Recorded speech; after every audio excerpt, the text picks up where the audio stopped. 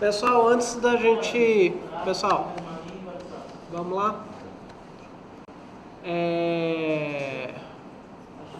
Antes da gente entrar no conteúdo de hoje, eu vou dar uma passada rapidinho na lista que vocês entregaram semana passada. Eu vou fazer aqui rapidinho um exemplo de solução dela. Então a gente tinha... antes de qualquer coisa... Não, vou deixar para dar aviso mais tarde, que vai ter entrado todo mundo. Ainda está entrando, deixar os avisos para mais tarde. Então a gente tinha 3 questões lá. A primeira, a gente tinha 3 funções. A gente tinha que receber um x e um y e calcular as 3 funções e ver qual das 3 que dava o resultado maior. Então, o jeito mais fácil de fazer isso é a gente criar 3 funções no Python. Então, era o Rafael, o Beto e o Carlos. Quais vão ser os parâmetros dessas funções? X e y. Def Rafael x e y. E ela vai retornar a conta aqui do Rafael. Nesse caso aqui, eu vou copiar daqui, não vai dar certinho não, mas aí eu edito.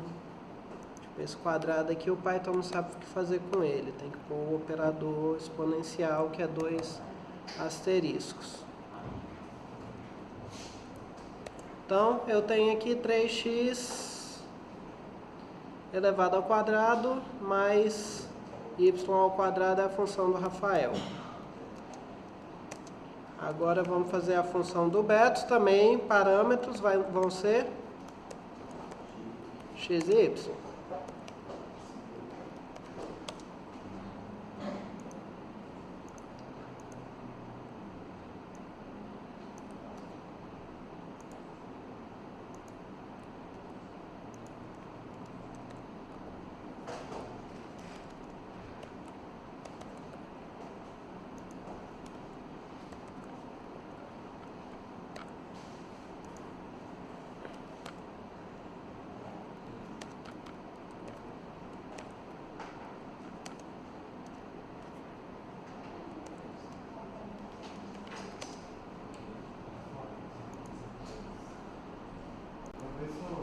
Oi. Eu acho que ele estudar a segunda função. Da vezes. Oi? 2 vezes x quadrado. Tá. Precisa sim. Que é a terceira, né? Pronto, a gente tem as 3 funções. A gente pode até abrir um outro bloco aqui e testar elas. Rafael 2,5. Tá rodando.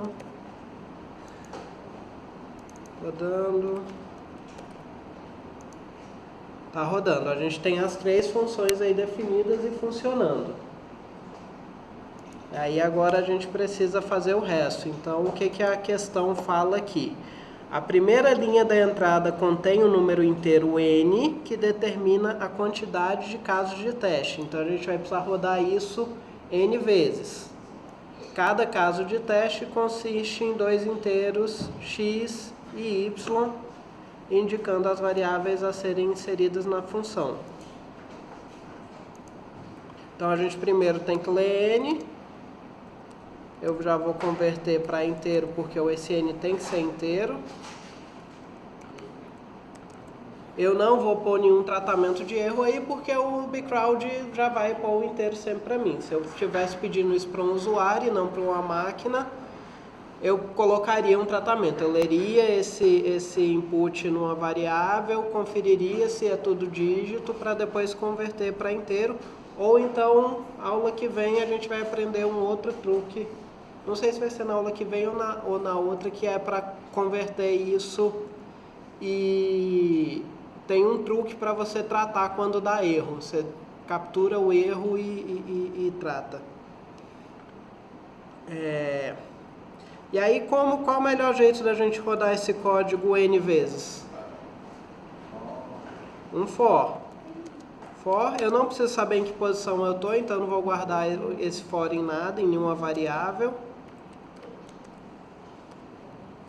Isso aqui executa um código N vezes. Eu poderia guardar esse N numa variável I? Poderia, mas não faz diferença. E aí aqui dentro eu vou ter que ler o X e o Y. Eles vão vir numa linha só, eles vão estar desse jeito aqui, ó. Deixa eu pôr um bloco de texto aqui. Então, eu vou ter uma string que vai ter, tipo, nesse caso ali que eu coloquei embaixo, o 2 e o 5, vai estar desse jeito aqui, ó. O 2, espaço e o 5. Se eu... Vamos abrir um bloco de código aqui embaixo. Vou pôr só um input aqui, ó. Tá? E pôr isso aqui, 2 sem a vírgula. 2 é 5, ó. Ele criou a string aqui, esse input criou essa string aqui, 2 espaço 5. Como que eu posso dividir isso em dois valores? O split.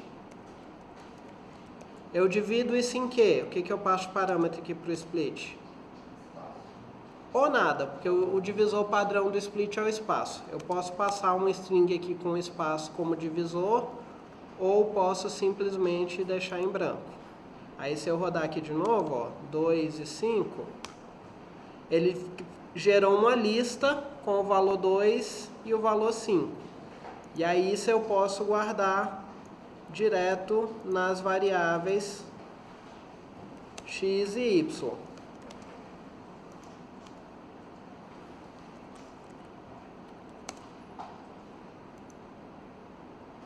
Agora, ó, se eu pôr aqui 2 e 5, interrompi, 2 e 5, está guardado na variável x, está guardado 2, na variável y está guardado 5. Só que está guardado como string. Como é que eu transformo isso em número para eu poder operar? Int x y igual a int y. Pronto. Isso aqui agora, o que está dentro do x e dentro do y, vai ser um valor numérico que eu posso, por exemplo, multiplicar os dois e o Python não vai dar erro. Ou posso jogar nas minhas funções. Então, eu copio isso aqui que eu fiz e vou colocar aqui dentro do for, respeitando a indentação. E agora eu posso calcular os três. R igual vai ser Rafael x e y, B vai ser Beto de x e y, e C vai ser Carlos de x e y. E aí eu comparo esses valores. Se o R for maior que o B e o R for maior que o C, quem ganhou? Aí aqui é importante, ó, copiar certinho. Todo mundo assinou? Copiar certinho do enunciado dos exemplos. Beto ganhou. Não, no caso aqui foi o Rafael. Para o bcrowd conseguir corrigir direito. Else, o que eu ponho? Na verdade não é um else, o que eu uso aqui? Um elif. O que eu comparo aqui agora? Vamos ver se o Beto ganhou. Oi. Não é o contrário, se o Rafael for maior que o 2. Ou é menor? É maior. Foi para ver se vocês estavam prestando atenção. A desculpa de professor quando erra. B maior que C. Eu preciso testar mais alguma coisa aqui? Não. Porque eu já sei que ele não é menor que B. Porque se o B fosse menor que o R, ele teria entrado aqui no primeiro. Então aqui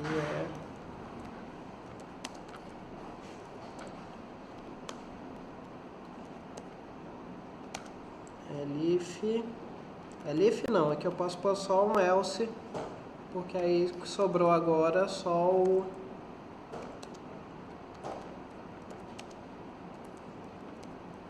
Carlos que pode ser. E aí a gente pode testar esse código. Vou pegar aqui.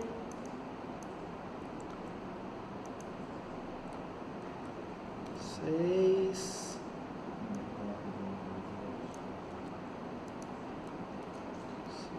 Três. Beto ganhou, tá certo. 20, 30, Carlos ganhou. 2, 100, Carlos ganhou.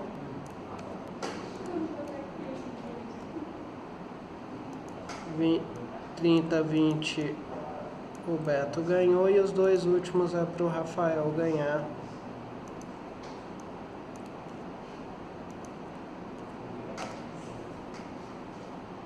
E o código está funcionando. Então aqui, pessoal, uma coisa que eu percebi, muitos de vocês estão com dificuldade nessa parte do input, tá? O bcrowd você não pode pôr, que o input você pode passar uma string aqui, tipo, digite o número de casos. Isso é o que você faria quando você está fazendo um programa para uma pessoa rodar. O bcrowd não é uma pessoa, o bcrowd é um robô. Ele é um código que está executando seu código. Então ele espera tudo exatamente perfeitinho. E isso aqui ele não está esperando. Então não pode passar isso. E também cuidado aqui com o split. Você tem que, para usar desse jeito aqui, x, y igual input split, você tem que ter certeza que você só vai ter 2 valores aqui quando você dividir esse split. Então, às vezes, vale a pena guardar numa variável intermediária e depois tirar cada valor dela.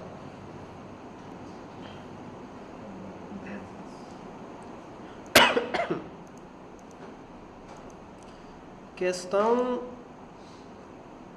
2, nota da prova. Essa primeira foi um pouquinho mais complexa.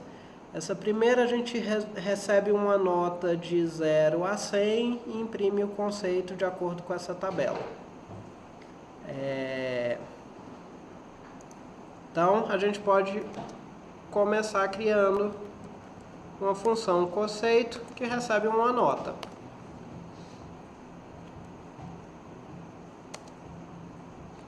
Se n for menor, qual que é a regra aqui? Igual a 0.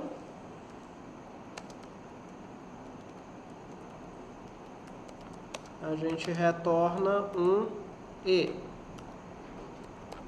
Elif n menor igual a 35, né? Isso, 35. A gente retorna um d. Elif n menor igual, qual que é a próxima? 60.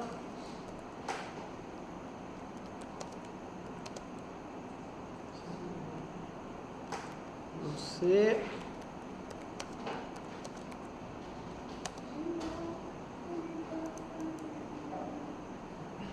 85.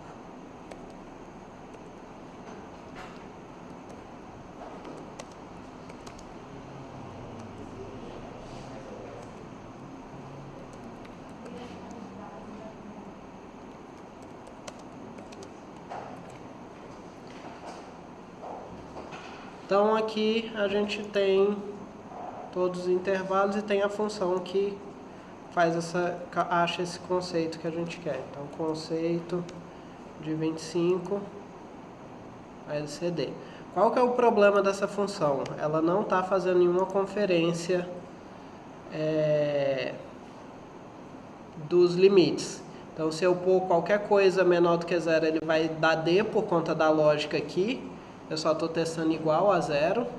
E se eu pôr qualquer coisa acima de 100, ele vai dar A. Ele não está testando os limites. Então, talvez para uma situação mais de uma situação real, você teria que considerar isso, pôr os intervalos certinhos e pôr um caso, tipo, fora do intervalo, alguma coisa assim. Mas aqui para esse exemplo a gente não precisa disso. E aí, o que a gente precisa fazer? A gente precisa ler um N, a gente pode dar direto int input, e aí imprime o conceito de N.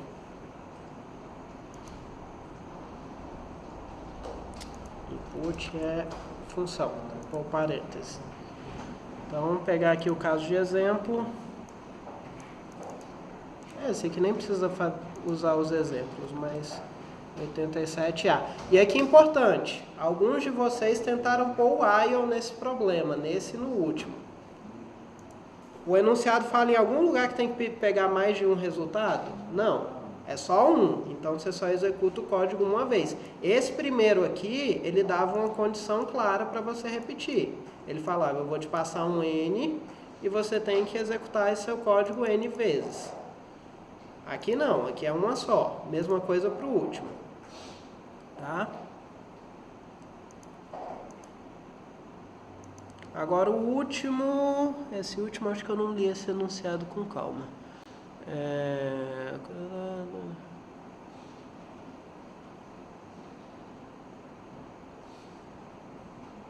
Eu recebo 2 números...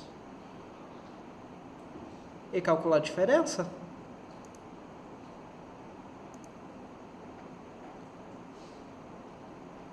Aqui, ó, já posso copiar daqui, ó, o x e o y convertido para inteiro.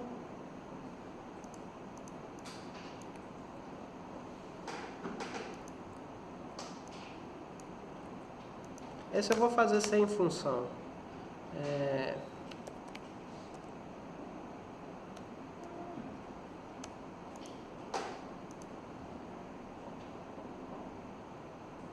No caso aqui não é assim não, né?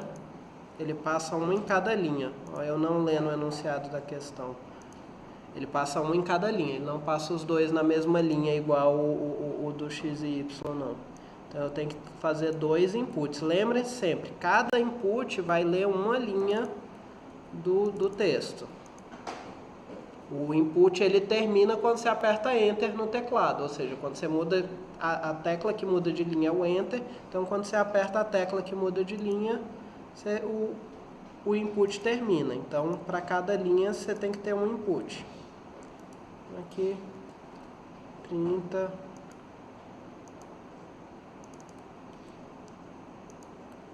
(18), saiu 12. Então, as três questões. Alguma dúvida dessas questões? Tá, eu quero fazer outra coisa aqui agora com vocês.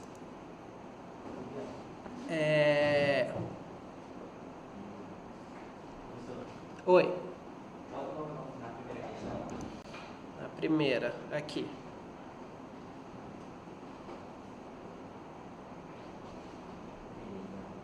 Tá? Eu vou postar esse notebook no final da aula, eu vou pôr ele lá no Classroom. Eu quero fazer com vocês a questão 8 e a questão 9 da batalha de vocês computacionalmente. Importante, isso aqui não substitui a resposta matemática. Eu não vou estar provando nada aqui com o que eu vou fazer. Para que é útil a computação nesse momento? Para duas coisas. Ela pode ser uma ferramenta para você conferir a sua resposta. Você pode calcular computacionalmente para conferir. E existem problemas que não existe solução analítica. Existem vários problemas que a única solução que você pode ter é a solução computacional. Então vamos fazer aqui a 8 e a 9. A 8 eu preciso multiplicar todos os números positivos que não são múltiplos de 5 e são menores que 2023. Então eu tenho que pegar do 1 até o 2022. Como que eu posso gerar uma lista do 1 até o 2022? É list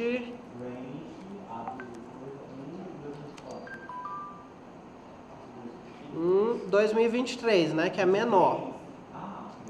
É menor, não é? Soma dos primos. Cadê?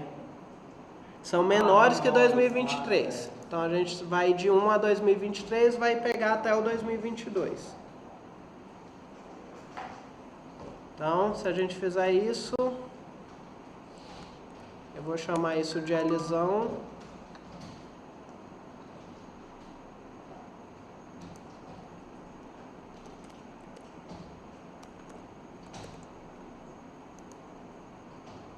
Tá todo mundo aqui. Vamos tentar fazer essa multiplicação. Então eu vou criar uma variável x aqui, que eu vou inicializar ela com 1, porque eu quero multiplicar todos esses números, então eu preciso inicializar ela com 1. Quando eu quero somar, eu inicializo com 0. Quando eu quero multiplicar, eu tenho que inicializar com 1, que o 1 é a operação que não faz nada, é o valor que não faz nada na multiplicação. Então, for i em L. Eu poderia pôr esse range direto aqui dentro do for, mas tudo bem ele ficar ali separado. Eu vou pegar o x, ele vai ser vezes igual i. E aí eu imprimo o x. Vocês acham que isso vai funcionar? Por quê? Ah, tem que tirar os múltiplos de 5, é verdade. Ok. Então, eu vou fazer o que eu queria fazer desde o início. No lugar de ser um range, eu vou pôr... eu posso tirar... Vamos tirar no for. Eu posso pôr um aqui, if, not, e... Pronto? Lembra que é... Oi?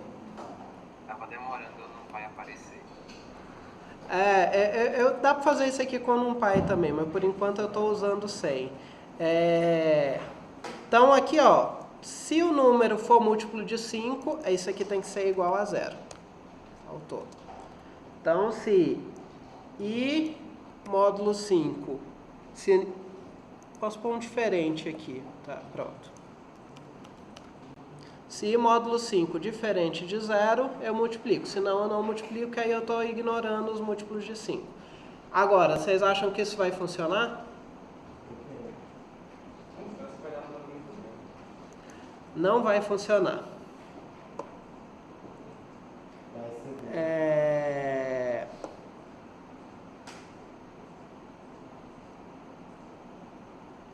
Deu um Stack Overflow aqui.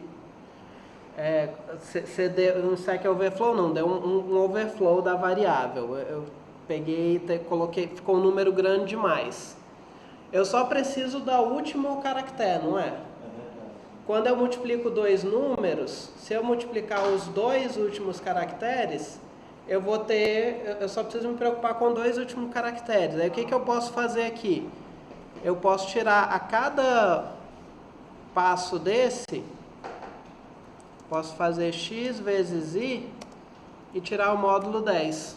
Quando eu tiro o módulo 10, eu pego só o último dígito.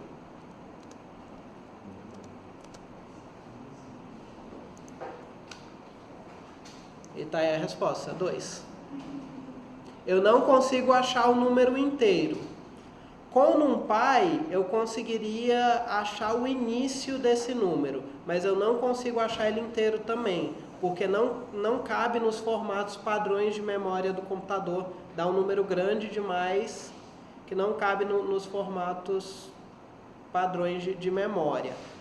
Eu, com um tipo float, eu consigo representar ele em notação científica e eu consigo saber o início dele usando float no NumPy. Mas eu não vou fazer aqui. Aqui a gente quer saber só do último. E a próxima questão a gente vai usar o NumPy. Então, questão 9 aí, seja f de x, 9 elevado a x, dividido por 9 elevado a x mais 3. Calcule f de 1 sobre 2023 até f de 2022 sobre 2023, somando tudo. O que a gente pode fazer? A gente pode definir essa função f. Df de x vai ser x, na verdade 9 elevado a x, dividido por 9 elevado a x mais 3. Certo? E aí o que a gente pode fazer? A gente pode criar um array, vou chamar de xão.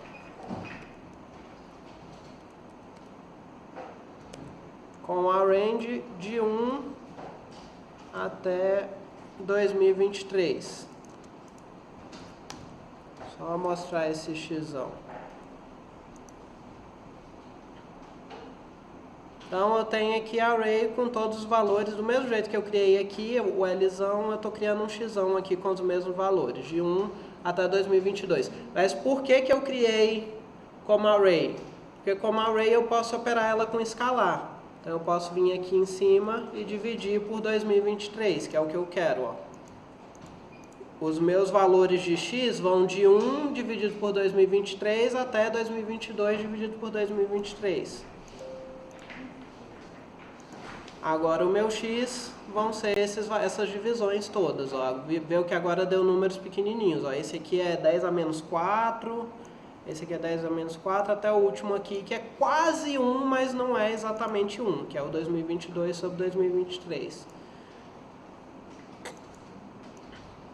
E aí eu posso calcular o f de xão. Lembra que uma função, se ela recebe um valor numérico e ela sai um valor numérico, eu posso operar uma array do NumPy, eu posso aplicar essa função no array do NumPy e ela vai aplicar elemento a elemento. Só que eu quero a soma disso, não é? Então eu uso o np_sum, que vai fazer a soma de um array. Aí a resposta. Eu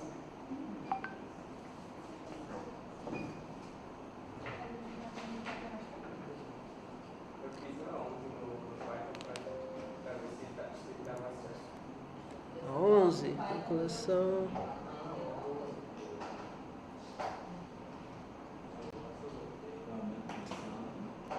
A 11 dá para fazer também. Inclusive é uma questão interessante, porque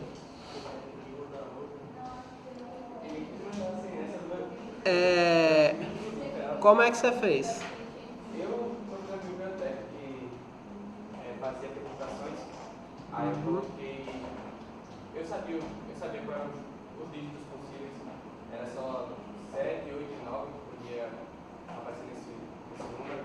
Aí eu fui fazer as permutações, depois fiz uma lista com elas, tirei todos os que não me interessavam e calculei quais eram os divisores de 11. Dividi eles por 11 e botei ele e somei, peguei a quantidade deles.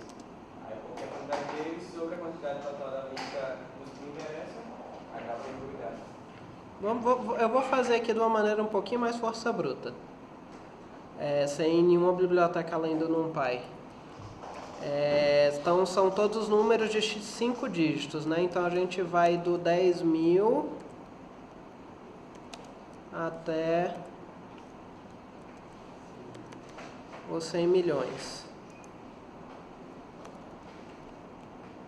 Aí eu vou criar uma função aqui, e aí eu vou mostrar uma coisa interessante. Não vou mostrar. Eu vou mostrar apply.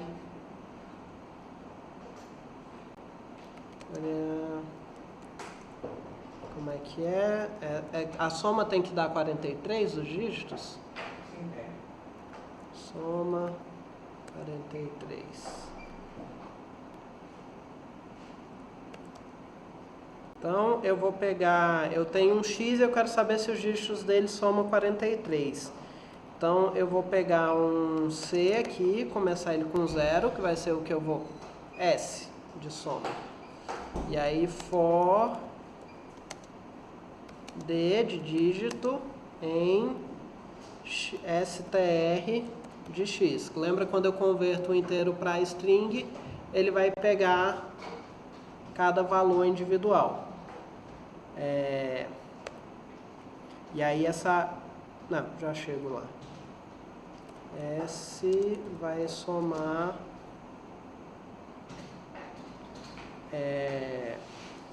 D. No caso, int D, porque vai estar como string. E aí eu retorno se S é igual a 43.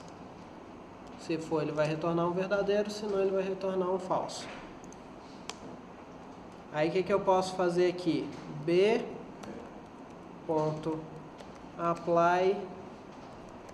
soma 43. É uma outra maneira de aplicar função em...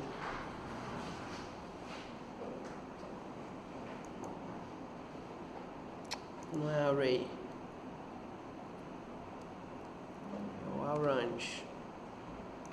É a função errada. O NumPy não tem apply, então. Estou confundindo com coisa do Pandas. Mas eu posso fazer assim.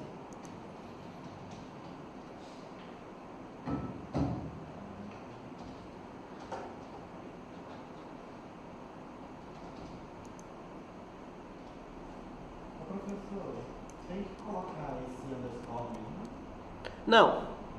Não. Underscore você pode pôr em qualquer lugar do número e você não altera aquele número. É só organização sua mesmo. Para deixar arrumado? Oi? Para deixar arrumado, É só para deixar arrumado.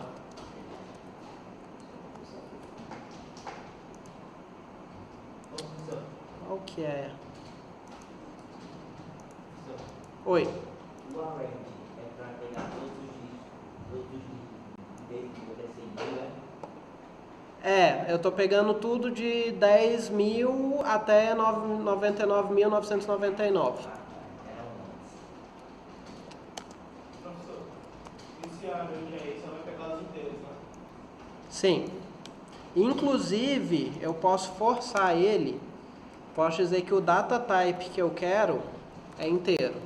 Eu forço ele a criar números inteiros nessa array aí, para não dar problema aqui na hora que eu for converter para... Tá, é porque o NumPy chama de um nome diferente do Pandas. É apply...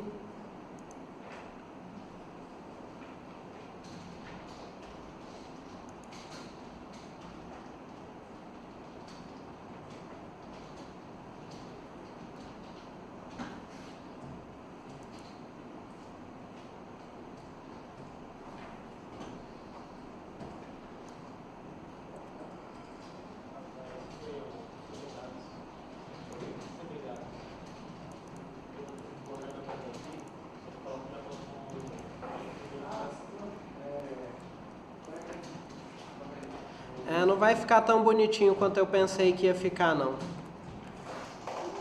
que a gente pode fazer? Vamos achar um negócio aqui mais fácil.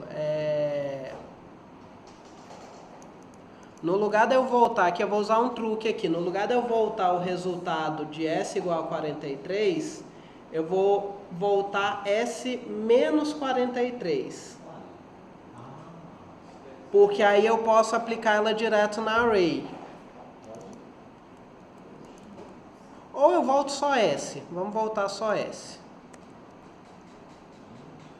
Aí B. Isso aqui ele vai rodar.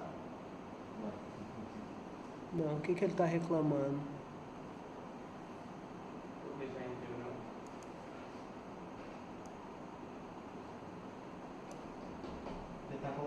tá aplicando a função no... Não tô entendendo. Tá reclamando que ele não é inteiro. É, ele está operando na... Tem como usar esse ditar aqui no D? Oi? Tem como usar esse ditar aqui no D? No quê? Esse ditar que você usou para deixar... Esse de type é um parâmetro que as funções que criam o array do NumPy você pode passar para especificar que tipo de variável que você quer ali dentro. Eu sei a solução disso, desse problema que ele está dando, porque a função é um pouquinho mais complexa do que simplesmente uma operação matemática. Isso aqui que eu fiz aqui, ó, de aplicar a função direto num array, só funciona se as funções forem simples.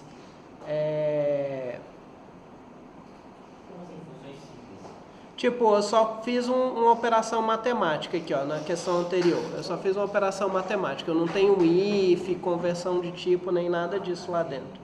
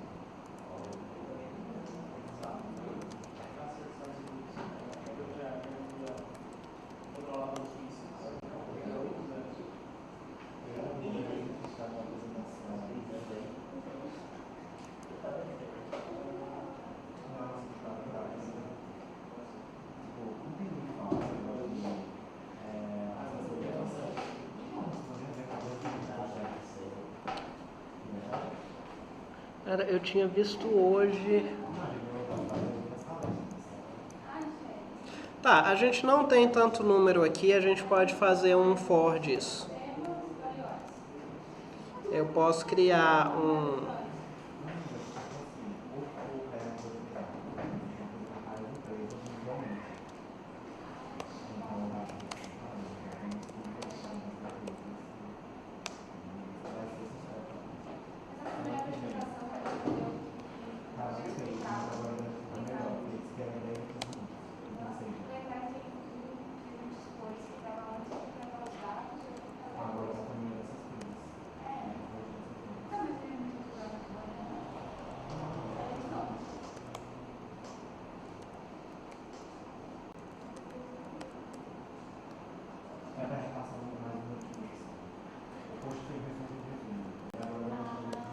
Então aqui, ó, fiz aqui na força bruta.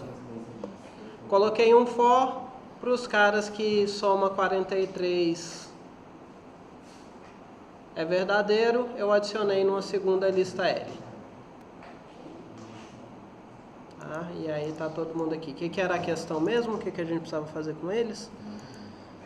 Era para achar os disjuntos. Desses aí são econômicos.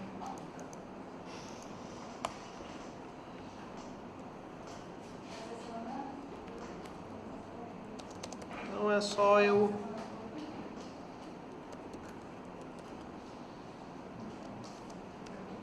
Esse aqui nem vai envolver simulação não. Achei que talvez fosse um exemplo para fazer simulação, mas não é porque a lista exaustiva é pequena. Então eu nem preciso guardar nesse L aqui, eu só somo eu somo um total aqui, if e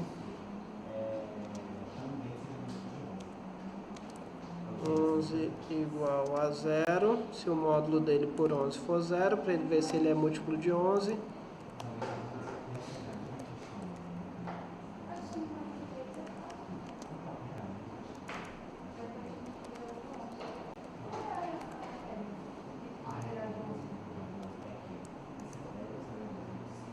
%? Aí. Beleza? Vamos para a aula então. Antes da gente começar o conteúdo de hoje, alguns avisos. Eu vou dar aula na segunda-feira da semana que vem, online. Não é conteúdo que vai cair na prova, mas eu queria que vocês todos, no mínimo, assistissem depois. Quem não puder participar na hora, que pelo menos assista depois. Não vai abrir aqui o laboratório, tá? Vai ser só online.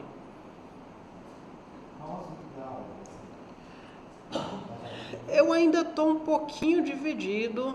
Eu acho que metade da aula eu vou pegar umas questões de probabilidade do livro que o professor está usando. Hã? Tem questão de probabilidade na batalha? É porque eu quero fazer algum exercício que precise fazer simulação com vocês. E aí que são questões de probabilidade normalmente que você faz simulação. Tá? Então, acho que metade da aula eu vou falar um pouquinho de probabilidade e a outra metade eu devo falar de ler e gravar arquivo e tratamento de erro.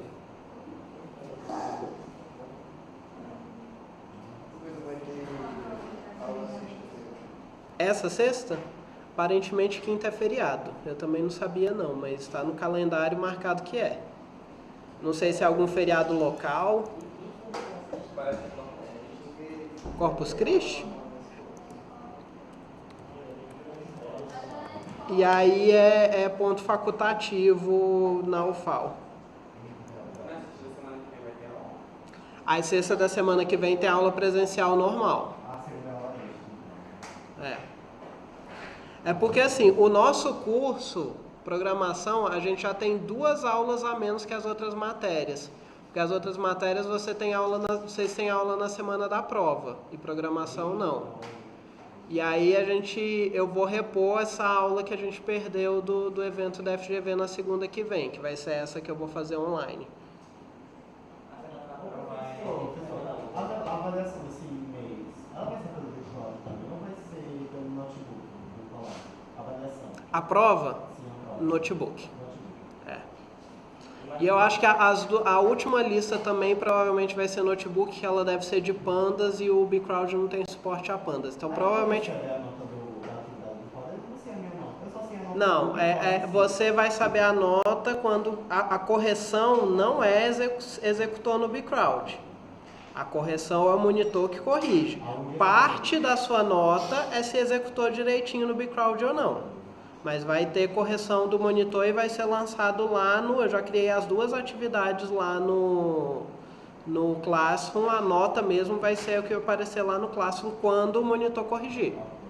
Rapaz, eu tenho uma linha de 36 linhas para fazer a questão do pneu. O Bcrowd não aceitou. Fiquei de 36 linhas para 3 linhas. Aceitou? Aceitou. O Bcrowd aceitou.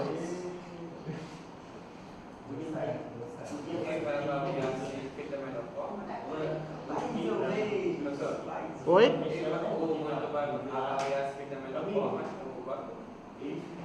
Oi? Sim, os mesmos critérios, tá organizado, está comentado direitinho. Tem.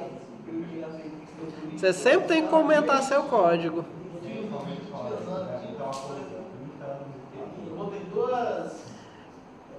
Então, eu tô achando que alguém cometeu algum erro na criação do calendário.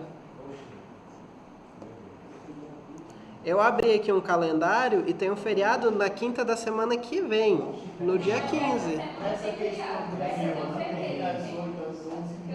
Não, eu tô em... Peraí, eu entrei num calendário aqui.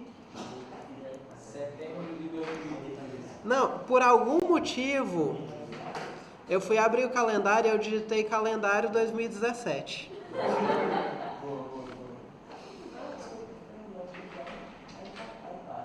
Ah, é Corpus Christi. É Corpus Christi, é essa semana mesmo. Então é isso mesmo. Sexta-feira a gente não tem aula, segunda aula online, e aí sexta da semana que vem é nossa penúltima aula, sexta da outra semana é a última aula.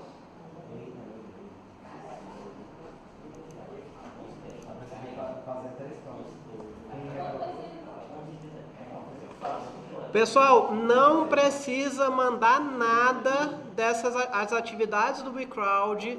Vai ter uma atividade respectiva no Classroom, mas não é para vocês mandarem nada lá. É só para submeter pelo BeCrowd. A atividade está no Classroom para o monitor lançar nota. E é o monitor que vai fazer isso. Não é para vocês submeterem nada lá. Teve gente que mandou print screen do BeCrowd. Não precisa fazer nada disso. É só mandar pelo BeCrowd. Não precisa nem marcar como concluído. O monitor pode mandar a sua nota mesmo sem ter você. Que nem eu lancei a nota das provas. Eu criei a atividade lá na hora e mandei as notas. Tá? Então vocês não precisam fazer nada. A última lista, que vai ser lista de pandas, vai ser notebook pelo Classroom, que nem a gente estava fazendo as primeiras. Aí não vai ser pelo BeCrowd. Eu descobri no meio do caminho que o BeCrowd não tem suporte a pandas.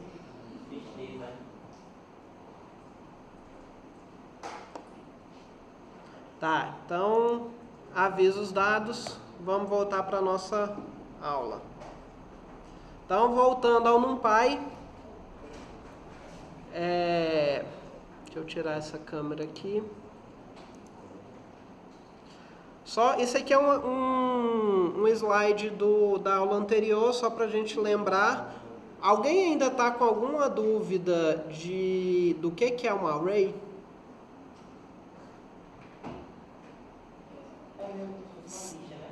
É meio que como se fosse uma lista. Só que uma lista, ela é uma sequência. A array, ela pode ser uma sequência, ela pode ser tipo uma matriz, você tem linha, coluna, ela pode ser em 3 dimensões, ela pode ter 4 dimensões. Então você pode pensar na lista, lembra lá da matemática, você tem o vetor e a matriz, né? Você pode pensar a array como uma abstração do vetor e da matriz. A array unidimensional é um vetor, a array bidimensional é uma matriz, a array tridimensional para frente é outra coisa. Mas você pode pensar nela como sendo uma abstração da lista do vetor e da matriz. Então, a array unidimensional é um vetor, bidimensional é uma matriz, e é o que vocês vão mexer aqui. Existem as tridimensionais e em diante, mas a gente aqui vai mexer só com uni e bidimensional. E elas são interessantes porque a gente pode fazer isso aqui, ó, que são aplicar os operadores direto nelas, tá?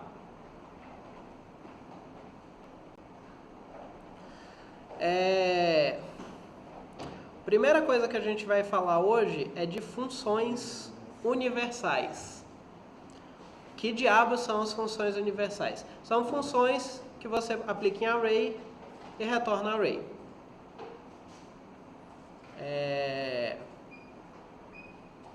A gente tem 2 tipos de funções universais, a gente tem as unitárias e as binárias. Esses nomes eu estou mostrando aqui para vocês terem contato com eles, mas vocês não precisam, eu não vou cobrar na prova de a definição da função universal unitária. Vocês não precisam lembrar disso não, tá? Vocês precisam lembrar que elas existem, que existem funções que você aplica em arrays. Existem 2 tipos, tem as funções que você aplica em um array, tipo raiz quadrada, exponencial, logaritmo, seno, cosseno.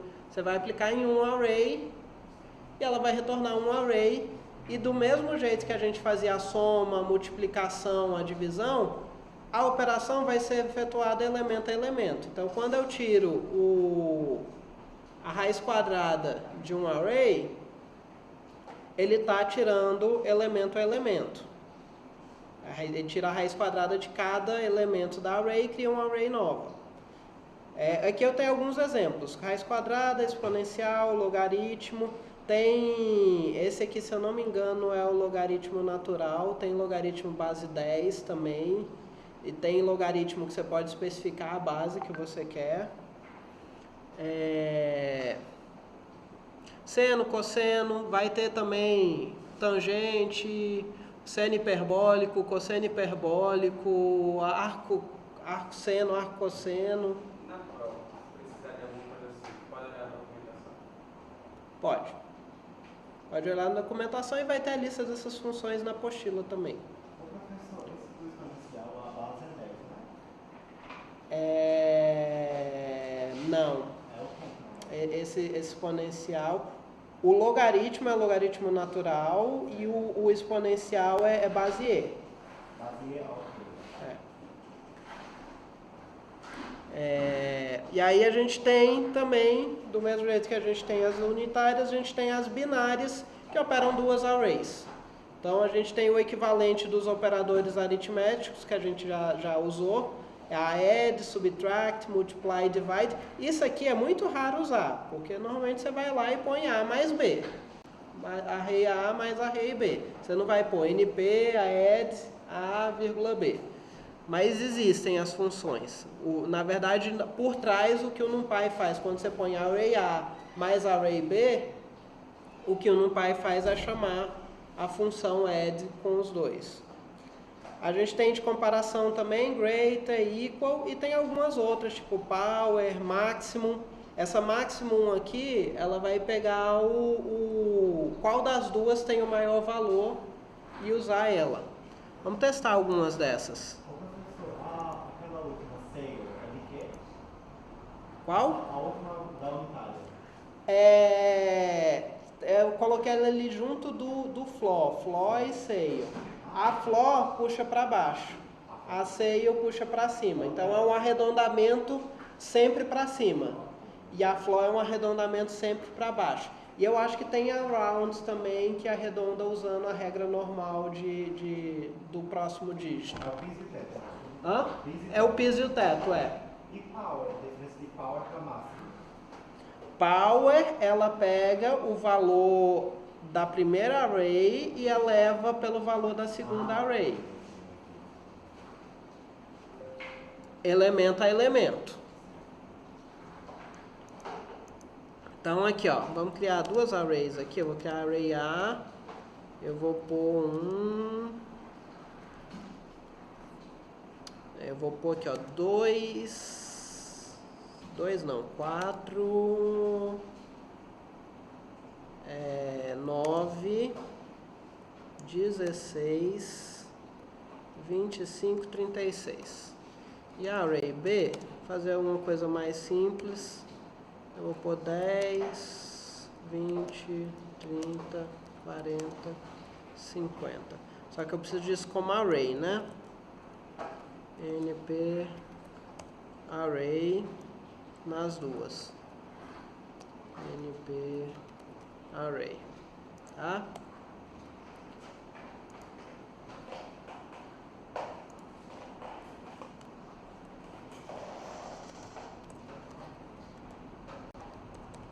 Se eu quiser a raiz da array A, NP sqrt A. Então ele me deu aí, raiz de 4, 9, 16, 25, 36, vai ser 2, 3, 4, 5, 6. A gente pode...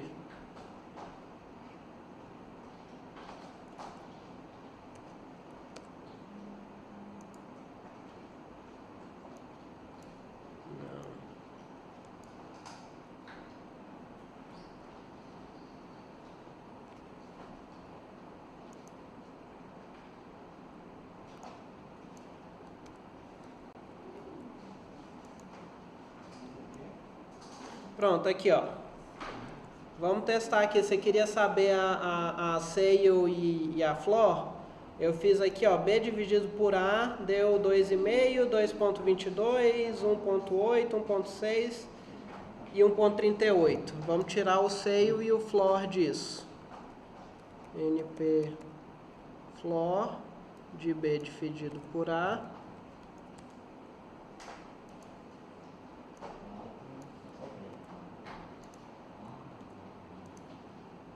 Então, ó, o NP Flo deu 2, 2, 1, 1, 1. Ele só descartou a casa decimal. Tudo estava depois da vírgula. Se eu tirar o seio, ele vai arredondar para cima. Vai ser 3, 3, 2, 2, 2. E aí eu acho que a gente tem também, se eu não me engano, ela chama round. A gente tem também a round, que arredonda usando regra normal de arredondamento.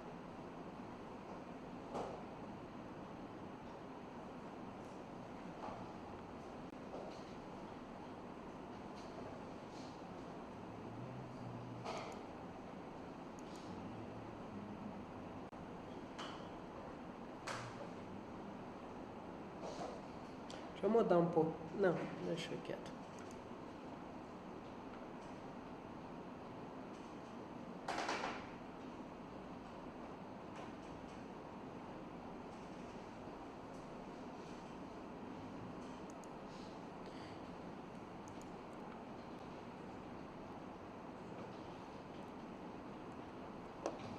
Se vocês entrarem na documentação do NumPy, eu coloquei link aí no slide, ele tem uma lista de todas as funções universais que existem.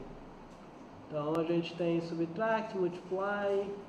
Essa matmul aqui é a que faz multiplicação de matriz usando a regra normal de multiplicação de matriz. Já a gente vai usar elas.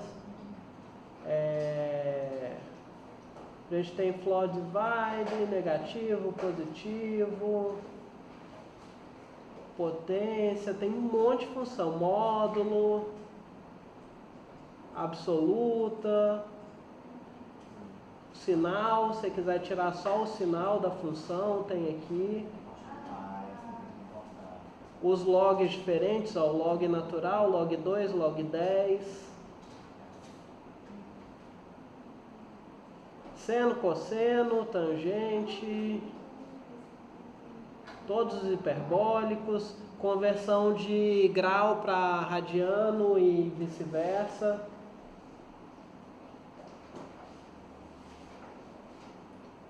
Relações, operações binárias, quando você tem matriz, array booleana, que você tem a array é toda verdadeira ou falsa, é toda booleana, você pode fazer operações binárias nela, que nem aqui a gente viu os operadores binários na aula passada, mas tem as funções também.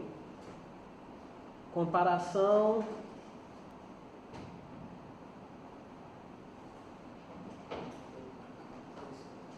E uma série aqui, é uma lista bem grande de funções universais. Aí uma lição para a vida de vocês. Documentação é melhor amiga de vocês. Quando vocês querem achar alguma coisa que vocês precisam fazer, o Google e a documentação da biblioteca que vocês estão usando ajuda demais. Então tá o link aqui para a lista de funções universais, que é o exemplo, mais ou menos o exemplo que eu dei.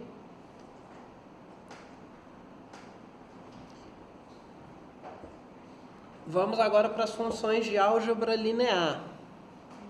Álgebra linear. São funções que lidam com... Em geral, são funções que lidam com matrizes. Então, a gente tem aqui, eu listei algumas mais importantes. A gente tem o NP-Identity, que vai gerar uma matriz identidade. A gente tem o NP-Matmul, que faz uma multiplicação de matriz. Você tem uma matriz A e B e você pode multiplicar. Você tem o VDOT, que calcula produto vetorial de arrays. Ele, inclusive, ele pode calcular o produto vetorial como vocês estão acostumados, que é o produto de dois vetores, mas ele pode calcular de arrays de mais dimensões também. Mas vocês podem imaginar ela como sendo dois vetores aqui, um vetor x e y, ela faz o produto vetorial. A gente tem função para tirar a inversa da matriz, a gente tem função para tirar a determinante da matriz, e a gente tem função para resolver sistemas lineares. Essas aqui eu quero fazer umas coisinhas aqui, cadê?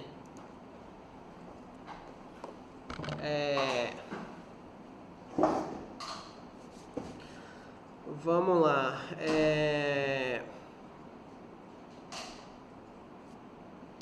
Esse trem aqui aceita...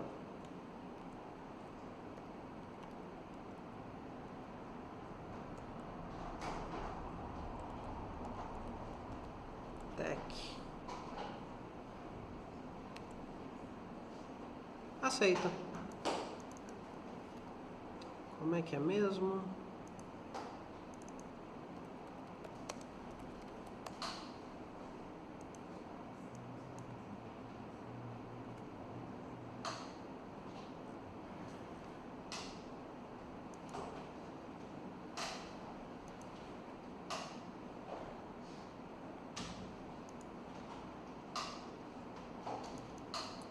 Deixa eu ver se ele aceita aqui. Begin.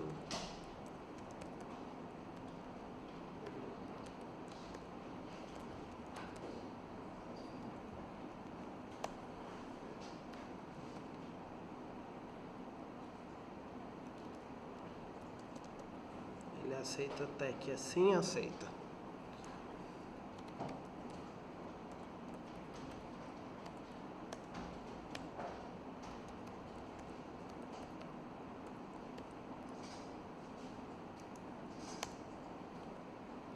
Um sistema linear, um sistema de duas equações, x e y. Vamos lá, vamos pegar aqui 2x mais 4y igual a 20.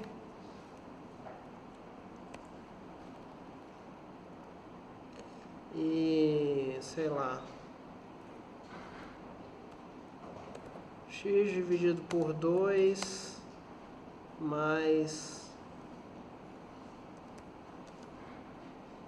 8y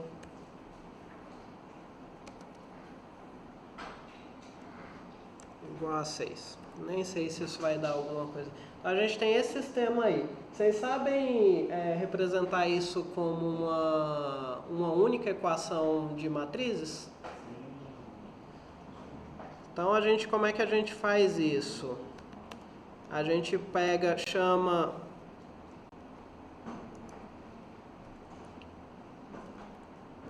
vou chamar de azão a minha matriz, eu vou ter um azão x igual a um bzão, não é? Para representar ela como matriz.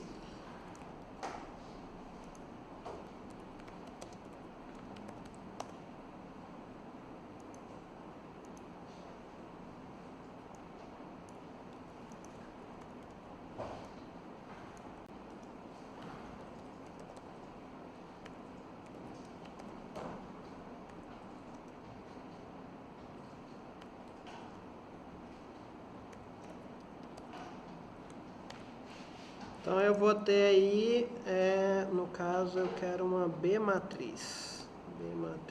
B matriz.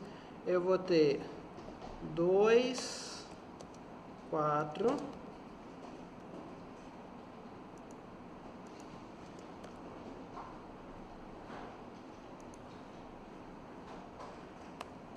E meio 8.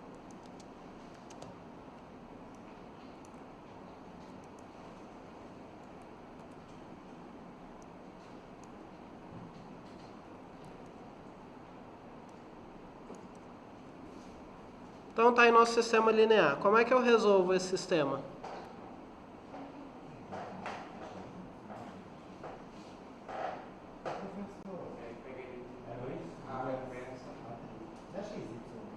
Oi? X, Y.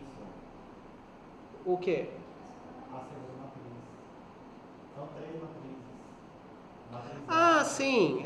Eu estou representando aqui com esse vetor xão aqui, ó. É a xão. Esse xão aqui a gente pode... Esse x é x e y. Vamos pôr ele aqui explícito. X, y. Pronto. É isso aqui, né, que você estava falando. Como é que eu resolvo só usando as matrizes? Eu posso fazer isso aqui, ó. Se eu multiplicar dos dois lados pela inversa de A,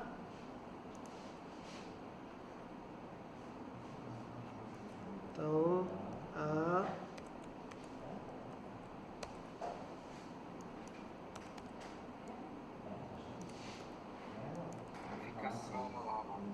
se eu multiplicar dos dois... Oi? Vai ficar aquela expressão menorzinha da matriz que a gente quer, sendo igual a inversa de A vezes os coeficientes. Se A inverso vezes A dá identidade, identidade é a mesma coisa que 1. Então, fica... Isso aqui está no lugar errado. Então, a gente tem que fazer isso aqui, ó. A gente tem que multiplicar dos dois lados pela inversa e a gente vai ter que o meu x vai ser a inversa vezes b. E aí eu encontro o meu x. Então, vamos fazer isso com Python. Então, minha matriz A é um NP Array. Essa aqui eu quero que vocês façam juntos, tá? Quem que vai ser aqui é 2, 4, meio e 8. E minha matriz B, NP Array de 26. Então eu tenho a matriz A e a matriz B aí definidas.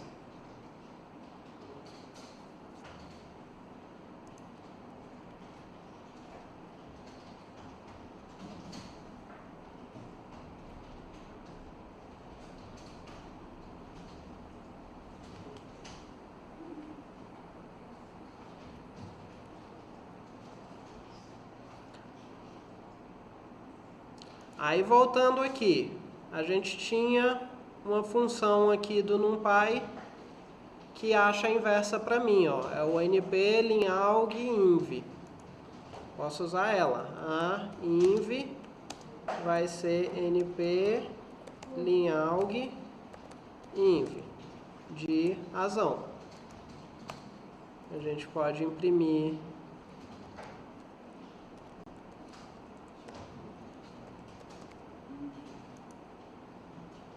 ele achou a matriz inversa aí de A para mim.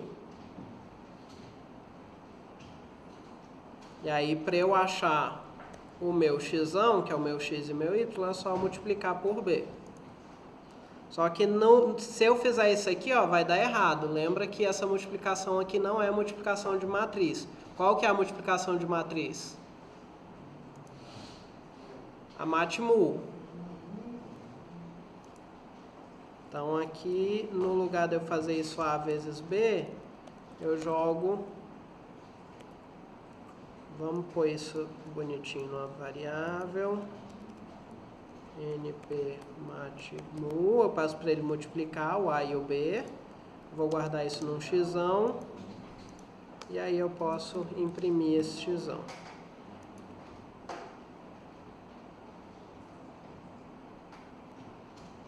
Eu escolhi números feios pra caramba.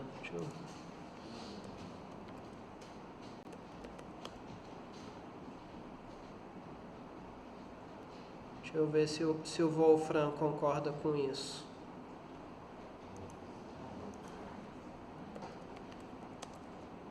Verdade não, eu tenho um jeito melhor de fazer aqui, de checar.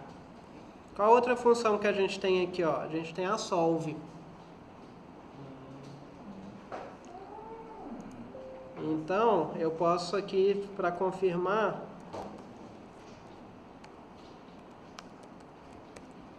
linalg solve a B. Deu o mesmo valor, a solve, então a minha inversão deu certo. massagear esses números aqui para ver se sai alguma coisa mais bonitinha. Ah, essa aqui deu mais bonitinho, ó. Eu não pôr um meio no meio do negócio. Então esse cara aqui, esse x sobre 2, vamos transformar ele num 3x. Esse aqui fica 3. Pronto.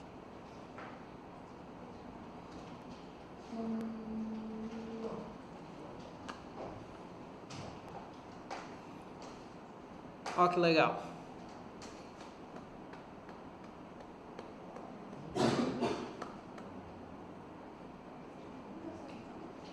Que prático.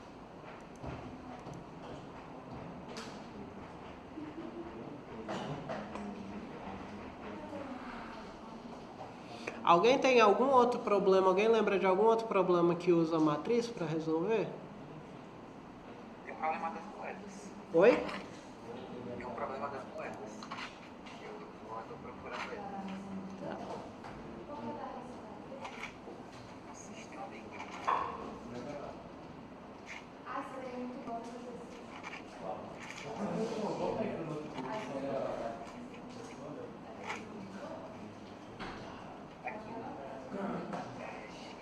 Mas essa 16 já não é um problema linear. Aqui, ó, eu tenho A vezes B, B vezes C, isso aqui já perde a linearidade do sistema. Tem como resolver na força bruta numericamente, provavelmente.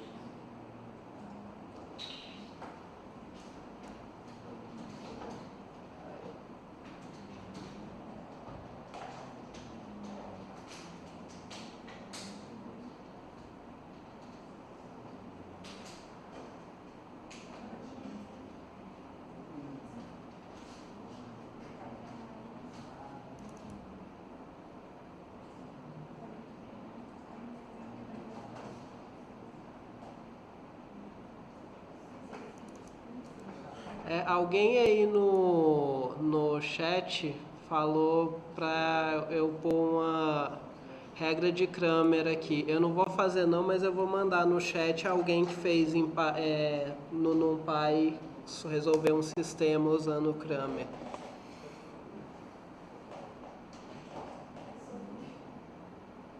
Questão 26.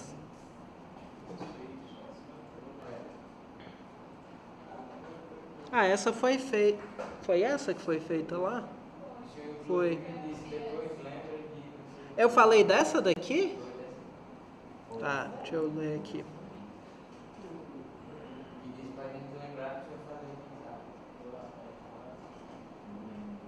Ah, essa aqui é facinha. A gente precisa criar uma função para inicializar esses valores.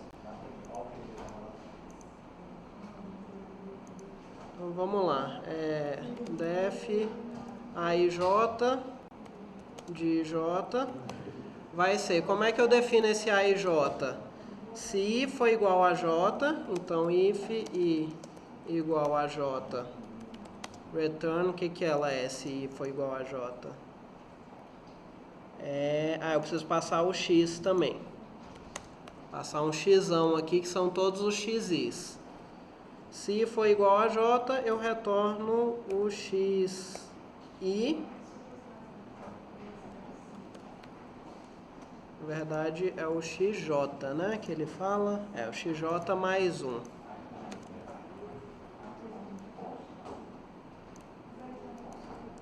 Caso contrário, só o XJ.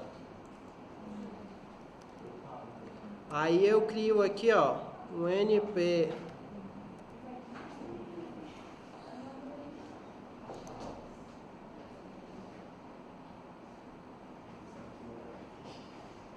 eu não consigo fazer ela, eu tenho que fazer com exemplos. Eu tenho que atribuir valores ao x para eu fazer numericamente. Eu não consigo fazer abstratamente com NumPy. Existem bibliotecas que você pode fazer matemática simbólica no Python, que aí você poderia criar variáveis sem valores e operar nelas. Mas no caso aqui no NumPy eu não tenho como, então eu tenho que fazer para exemplos específicos. Mas a gente pode checar isso para conferir a resposta. Vocês têm a resposta, não é? Era... É a 1 mais a 2, É a soma de todo mundo. da diagonal, quer dizer. É a soma da diagonal. É a soma da diagonal. Então, é a soma de todos mais a soma da quantidade, que a diagonal é... Não, é a 23 mais 1. A 1, a 2, a 3, É a soma de todo mundo mais um. Isso. Então a gente pode conferir.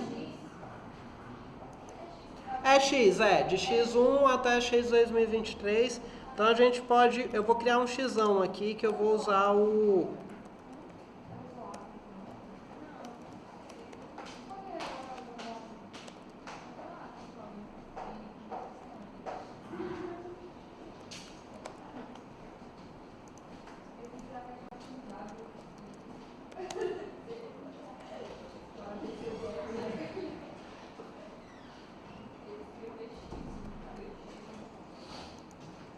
Ó, eu vou pôr aqui um xão com números aleatórios, só pra gente fazer.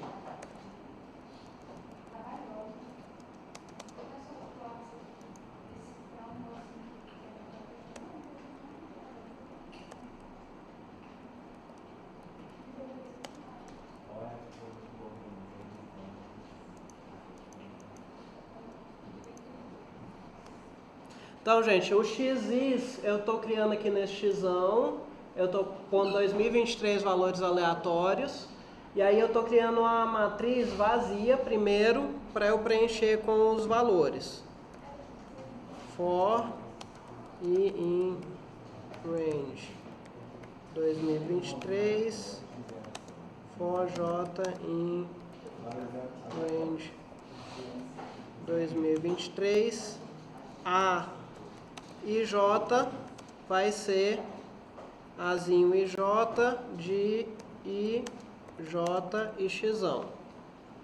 Então eu estou usando essa função aqui que eu criei para inicializar cada elemento. E se a resposta lá tiver certo, isso aqui...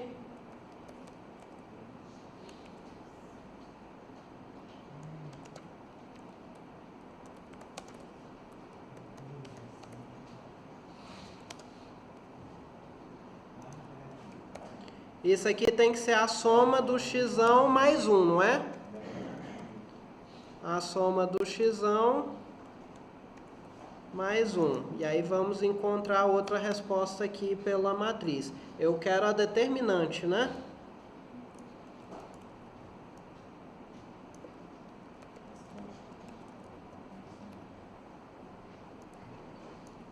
NP linhalg det de A. Isso vai demorar um pouquinho para rodar.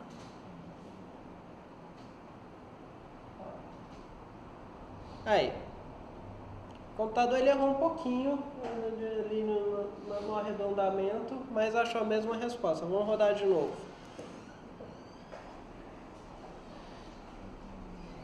Tá. Essas casas decimais bizarras aí é tipo um flutuante, né? Essas casas decimais é erro de arredondamento. Porque para você ter a resposta exata dessa... Ele usa algumas simplificações em algumas manipulações de matriz que acabam criando esses errozinhos de arredondamento. Mas aqui, ó, ele está dando erro na sexta casa decimal. Pequeno então, né? Quase. É. Ó.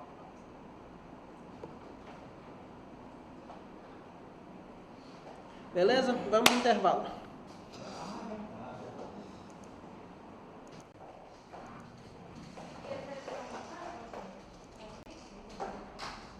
Então, do mesmo jeito que a gente... Opa, peraí. Pronto. Do mesmo jeito que a gente tinha lá na documentação as listas das funções universais, eu coloquei ali o linkzinho das funções de álgebra linear. E tem até coisa aqui de tensor, um monte de coisa, mas todas as funções relativas a álgebra linear estão aqui nessa lista da documentação.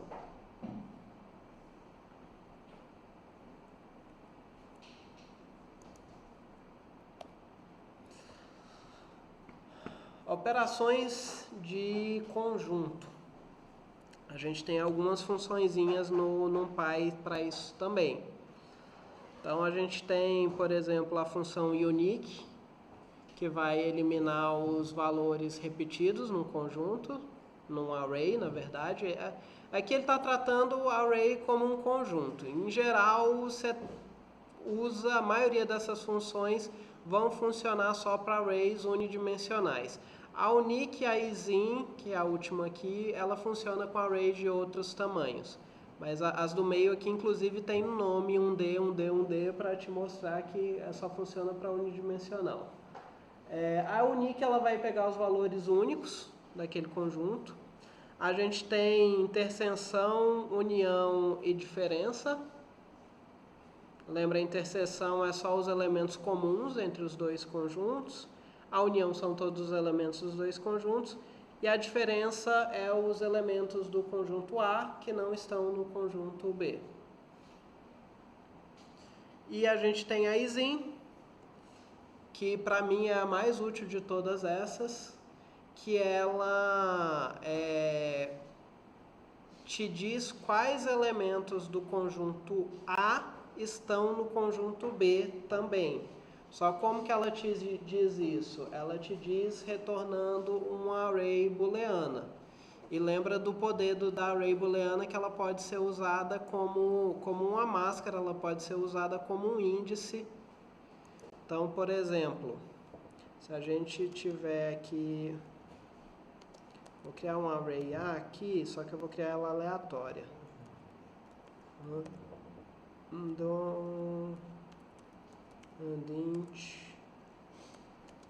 De 0 a 20, eu quero 100 valores, de 0 a 20.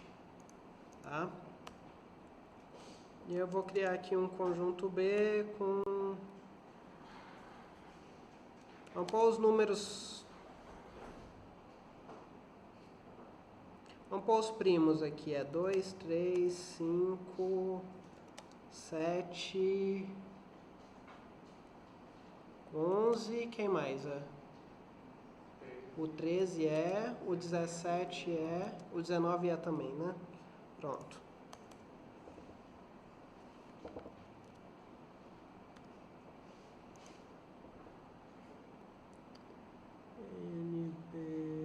Faltou uma vírgula aqui, de fato.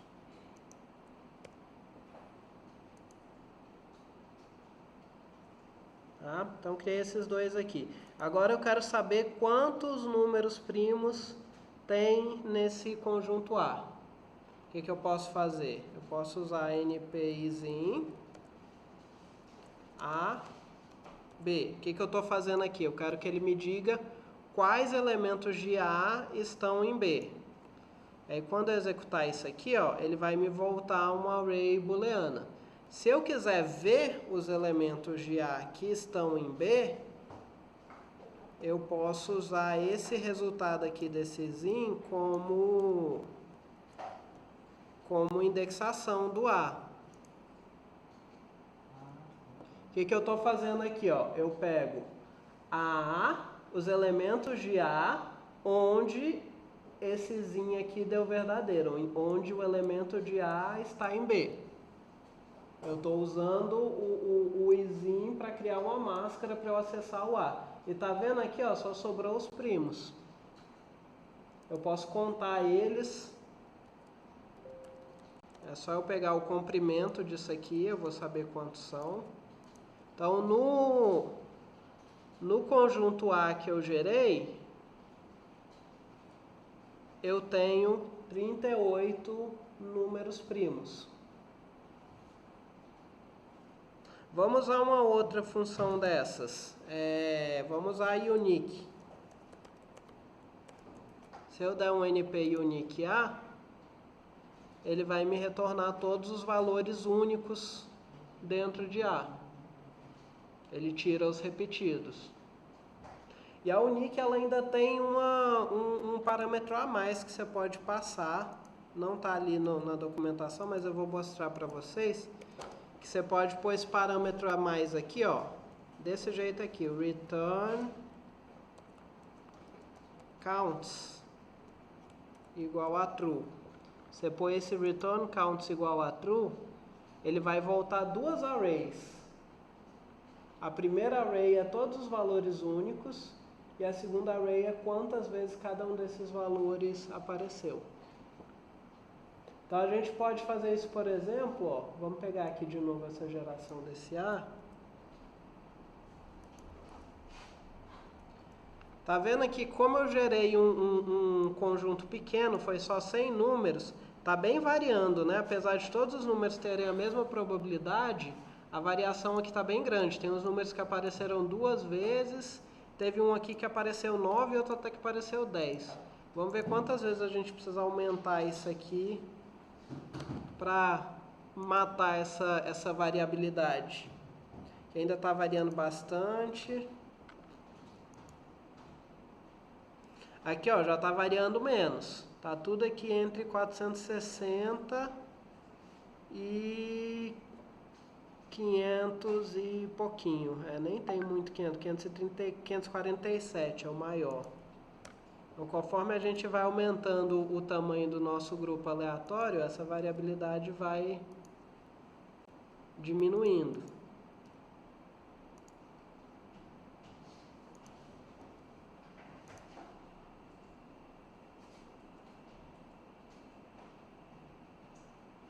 Até o computador engasgar para rodar. Tem como pegar o máximo o maior valor que... Sim, sim. Aí eu poderia usar, se eu quisesse, se eu estivesse fazendo uma análise estatística mesmo disso aqui,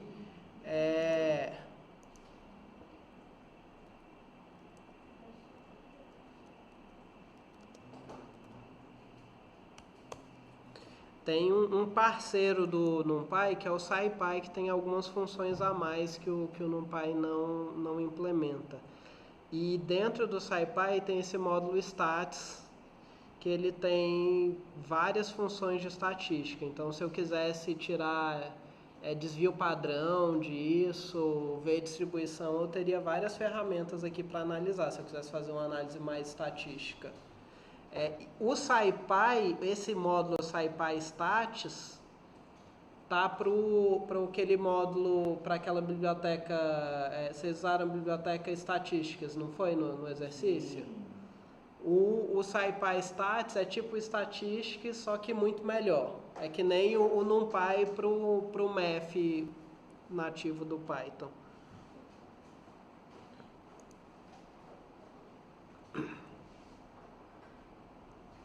Tá? E também a gente tem a listinha das operações aqui, das funções de conjunto do NumPy. Eu coloquei a listinha. Conjuntos são poucas, não são muitas não.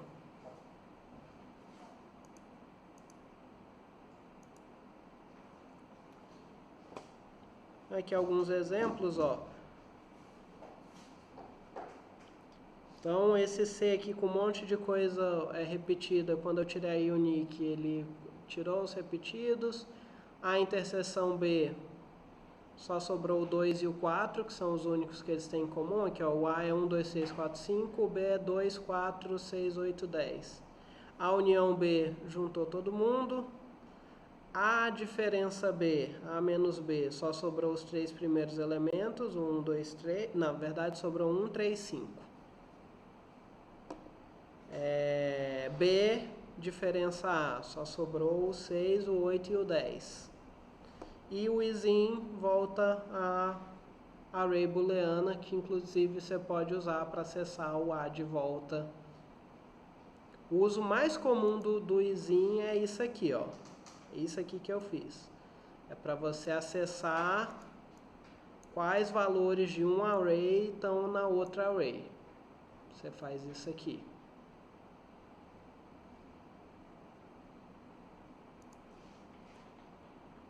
Alguma dúvida até aqui? Não. Nosso último conteúdo de hoje, acho que a gente vai até terminar a aula mais cedo hoje, é geração de número pseudo-aleatório. Aí essa palavra é importante. Vocês já ouviram esse termo, pseudo-aleatório? Já O que significa? é uma coisa que não necessariamente é aleatória. Pseudo vem de falso, então seria números que parecem aleatórios, mas na verdade não são. Ele apresenta um comportamento aleatório, só que se você tiver uma informação, você consegue prever eles.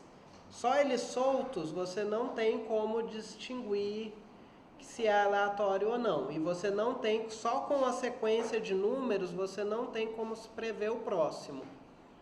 Mas, se você souber esse númerozinho mágico aqui, você tem como reproduzir. Esse númerozinho mágico aqui é a semente do gerador aleatório. Todo computador não gera número aleatório. Não tem como o computador gerar número aleatório. Por quê? O comportamento do computador é sempre previsível. O comportamento do computador é sempre determinístico. Você sempre se você souber o estado do computador, você sabe tudo que tem na memória do computador, e você sabe como que é a arquitetura dele, você sabe tudo que ele vai fazer para frente, se ele não receber nenhuma informação nova na memória. Mas existem técnicas matemáticas para você gerar números com comportamento aleatório, só dependente dessa semente. Você não cria dependência entre os números nem nada disso, mas você cria dependência dessa semente. Tanto é que para situações críticas, sabia que você pode comprar, existe uma placa de computador que você espeta lá dentro do computador e essa placa ela tem um elemento radioativo dentro, que aí você usa o decaimento aleatório desse elemento radioativo para gerar número aleatório. Então, assim, segurança de banco, essas coisas assim, os caras normalmente têm esse tipo de placa lá. O gerador aleatório deles vem desse tipo de coisa. Uma outra coisa também que existe, vocês já viram aquelas lava lamp? Eu lembro de que tem uma empresa que tem uma destaca de lava lamp na parede. Eles filmam 24 horas por dia e cada pixel da imagem eles formam para ser uma serie E isso aqui é uma lava lamp. Ela tem uma lâmpada ali dentro, e aí você tem dois líquidos, um que é transparente e o outro que é opaco. E os dois líquidos têm quase a mesma densidade. O líquido opaco, a temperatura ambiente, ele é um pouquinho mais denso que o líquido transparente, então ele fica no fundo. Quando a lâmpada acende e ela esquenta, aquele líquido sobe, aí ele fica, essas bolhas ficam subindo e descendo. Teve uma empresa que fez um sistema para gerar números aleatórios, eles fizeram uma parede cheia de lava lamp e colocaram uma câmera, e aí usa a imagem da câmera, pixels na câmera, para gerar os números aleatórios.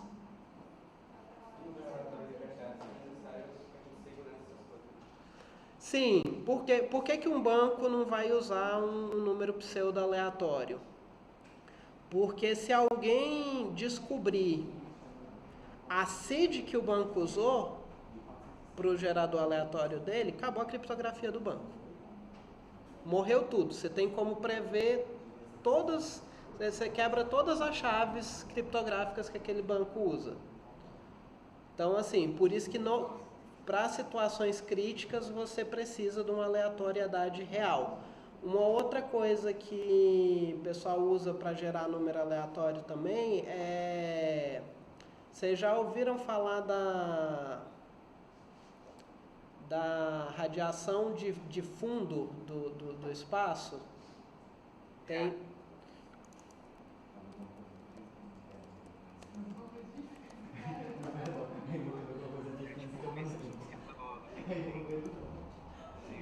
Aqui, ó, é isso aqui. Isso aqui é um mapa da radiação de fundo. É uma radiação que tem natural no espaço. E isso foi descoberto justamente porque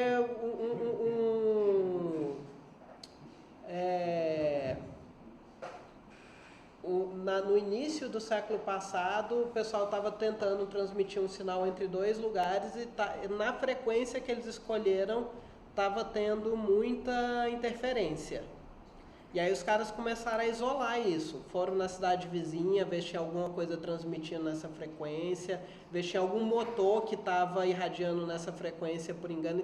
Procuraram tudo e não encontraram nada. E aí eles foram ver uma radiação. Isso aqui vem é resquício do Big Bang, da formação do universo. E tem essa radiação de fundo em todo lugar. Tem gente que põe antena virada para o céu e ela tem um comportamento aleatório, as variações dela. E usa isso para gerar número aleatório. Existem várias técnicas, mas para a gente está interessado na pseudo-aleatoriedade. Inclusive porque para a gente a pseudo-aleatoriedade é boa. Porque quando você tem uma coisa... uma chave criptográfica de um banco, você quer ter certeza que aquilo é aleatório e que ninguém vai repetir a conta matemática que você fez para chegar nas chaves que você está usando. Mas quando você está, por exemplo, fazendo uma simulação, você faz uma simulação e publicou um artigo com aquela simulação. Só que você usou vários números aleatórios. Essa simulação sua, ela precisa ser reproduzível. Outras pessoas precisam pegar seu código, rodar sua simulação e conseguir chegar exatamente no mesmo resultado que você. Então, a pseudo-aleatoriedade, para o cientista, ela é muito boa, porque faz com que você consiga reproduzir resultados, mesmo usando números aleatórios. E aí, por isso que a gente tem essa primeira função aqui, que é a random seed. Se você quiser uma coisa mais aleatória, você quer um processo que você quer tornar mais difícil descobrir e repetir esse seu processo, você precisa puxar alguma coisa 100% aleatória para essa seed. Existe, inclusive, para quem não pode ter uma infraestrutura dessa, de ter uma placa com elemento radioativo, ou ter uma parede de lava-lamp ou uma antena virada para o espaço, você consegue entrar na internet e puxar, me vê um número aleatório aí, e aí você usa esse número aleatório para inicializar o seu gerador pseudo-aleatório. E depois joga fora esse número, você não guarda ele não, para ninguém achar ele. Então essa seed. Então você tem essas duas opções. Uma coisa muito comum que o pessoal faz enquanto está aprendendo é inicializar o gerador aleatório desse jeito aqui, ó, np random. Deixa eu importar aqui. Eu vou importar a biblioteca time. Quem lembra que e aí eu uso a timestamp random seed e aí eu uso time.time. Que aí para alguém eu tenho que passar isso para inteiro. Pronto. Para alguém reproduzir isso aqui que eu fiz agora, a pessoa precisa saber o momento exato, o segundo exato que eu rodei esse código para descobrir essa chave aleatória. Não é uma segurança perfeita, um banco não vai usar isso, mas para a maioria dos nossos usos, isso aqui é o suficiente. Isso é um uso bem comum uma inicialização bem comum de gerador aleatório. Você usar o timestamp atual da execução do seu código para inicializar. Aí a gente tem, eu vou dar 3 funções aqui, mas existem inúmeras funções de gerar número aleatório.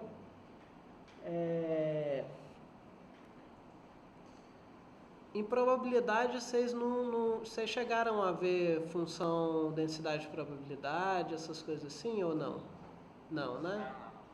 Tá, então um dia pra frente vocês vão ver função densidade de probabilidade. E aí quando vocês forem ver, dá pra... O NumPy é tão flexível que você pode gerar número aleatório numa distribuição arbitrária só passando a função densidade de probabilidade para ele, e ele sabe usar aquilo para gerar números aleatórios seguindo a sua distribuição.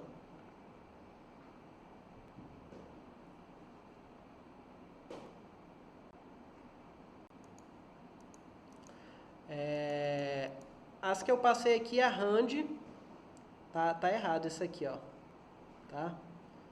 É nprandom.rand, nprandom.randint, nprandom.choice. Eu esqueci o random aqui nas 3. O rand, ele é a função base do gerador aleatório. O gerador aleatório, ele sempre, maioria das implementações de gerador aleatório em computador, ele vai gerar uns números entre 0 e 1, um número ponto flutuante entre 0 e 1.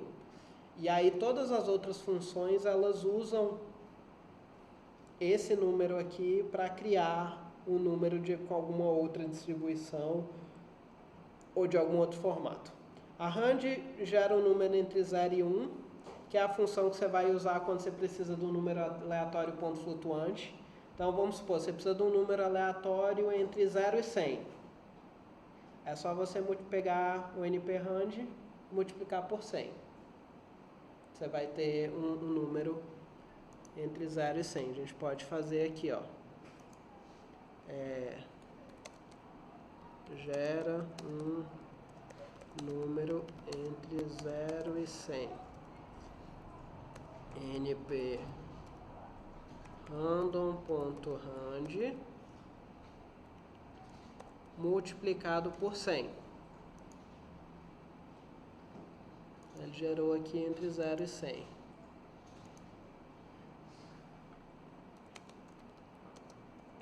Se eu quiser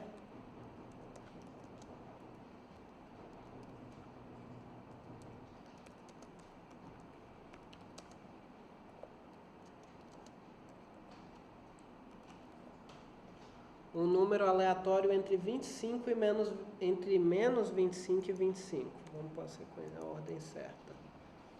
Como é que eu vou fazer isso?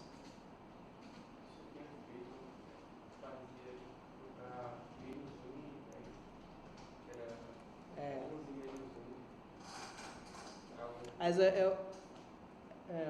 que você vai fazer? Você vai multiplicar pelo intervalo e somar o início. Então, sempre que você quiser um número aleatório no intervalo, você vai multiplicar pelo intervalo. Qual que é o intervalo aqui? 50. E somar o início do intervalo. Então, eu vou somar 25 aqui e eu vou fazer menos 25. Então, aqui, ó. 2, 9, menos 10, 21.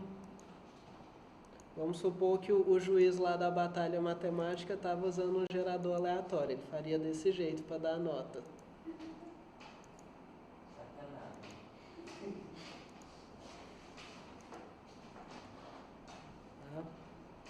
Uma outra função legal do random é o choice.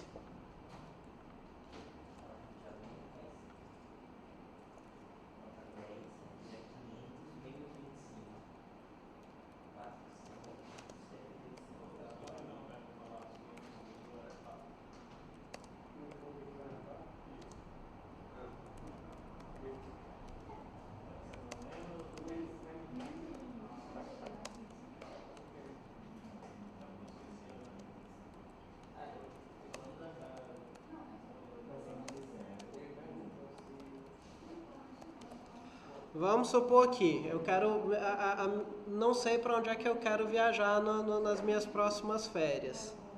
Eu posso usar o NumPy para sortear para mim. Eu posso usar o NP Random Choice Cidades. Ele acha que eu devo ir para São Paulo. Já vamos falar. São Paulo é quase tudo de novo. Vai pro 24 em Fortaleza, né? Aí vamos supor que eu quero ir para 3 cidades, eu não quero ir para uma só não. Só tá sobrando dinheiro. Vamos pôr aqui Florianópolis também. Praça da Liberdade de São Paulo. Se eu quiser 2 cidades, eu posso passar aqui o segundo parâmetro, o tamanho que eu quero. Vamos supor que eu quero 3. Quero 3 cidades. Lá jamais ele vai lá. Só que aí deu um problema, ó. Ele pegou Florianópolis 2 vezes. Aí ele tem um outro parâmetro para isso, que é o Replace, que é o terceiro parâmetro opcional. Por padrão, ele é verdadeiro. Então, o que ele faz? Ele tem o conjunto inteiro para sortear. Quando ele tira um, sorteia, ele repõe ele de volta. Então, pode vir repetido quando o Replace está true. Se eu mudar o Replace para falso, ele não vai repetir nenhum. Então, tá aí, ó. São Paulo de Dá pra novo. simular uma improbabilidade com isso daí. Dá. Uma reposição. Na nossa próxima aula, eu vou tentar brincar algumas coisas de probabilidade pra gente fazer umas simulações. Professor, Oi. muito aleatório isso aí, só dá São Paulo. É um conjunto pequeno. Aí não deu São Paulo. Agora sim. Saiu do vício. Vamos ver se ele é honesto nesse sorteio? Não. Eu vou fazer uma simulação aqui rápida. Vou fazer 100 mil casos.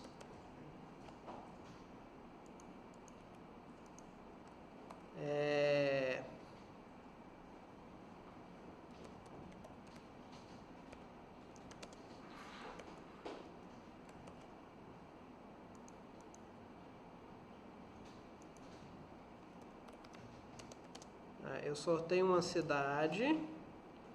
Aí, se cidade not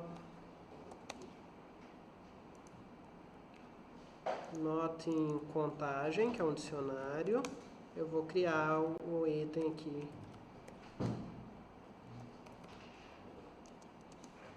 Igual a 1. Else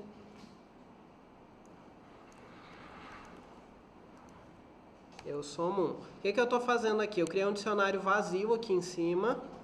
Aí aqui dentro eu vejo se a cidade sorteada já existe, não existe no dicionário, eu adiciono ela no dicionário com valor 1. Se ela já existe, eu somo 1 no valor dela. Deixa ele rodar. Faltou 2 pontos em algum lugar. E aí no final deixa eu pôr ele para imprimir meu resultado.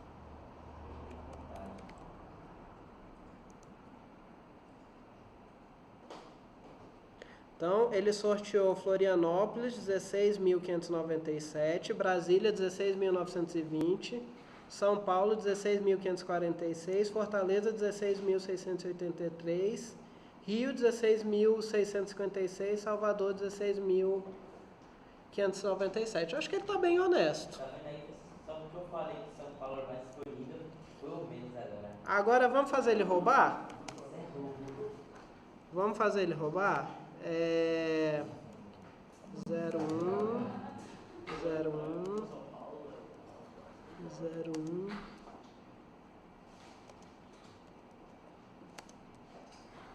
Deixa eu ver quantos que eu tenho. 5. Vou rodar ele desse jeito aqui agora, ver o que dá.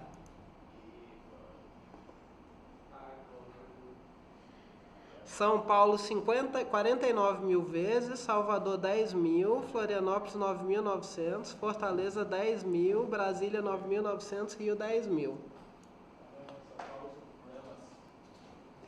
Eu passei para ele a probabilidade. Essa lista aqui que eu passei de parâmetro, vocês olharem, ela tem o mesmo tamanho aqui das cidades.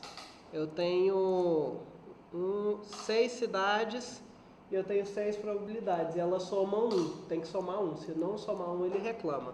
Tipo, se eu pôr um 0,2 aqui, ó, ele vai reclamar, ó. Probabilidades não somam 1. 120% de chance de ir para São Paulo. E aí aqui eu tô dando metade dos sorteios estão indo para São Paulo e só 10% dos sorteios estão indo para cada uma das outras cidades.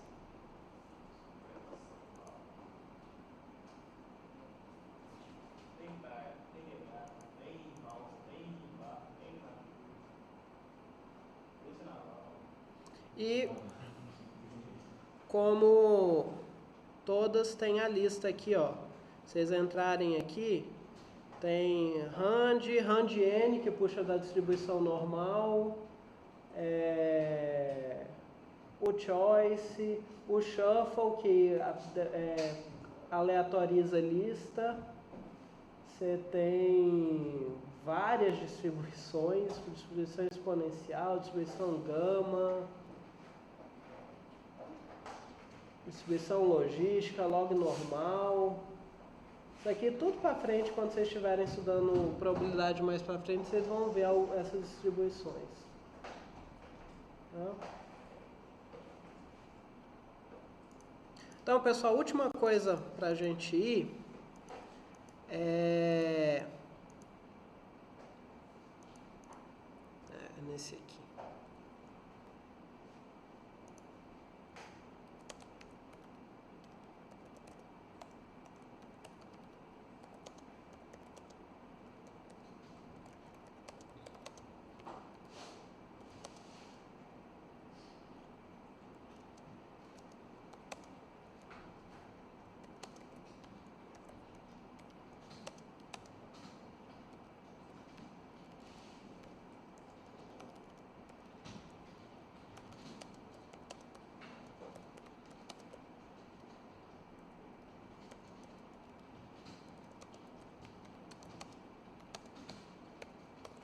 Pronto, exercício para liberar vocês.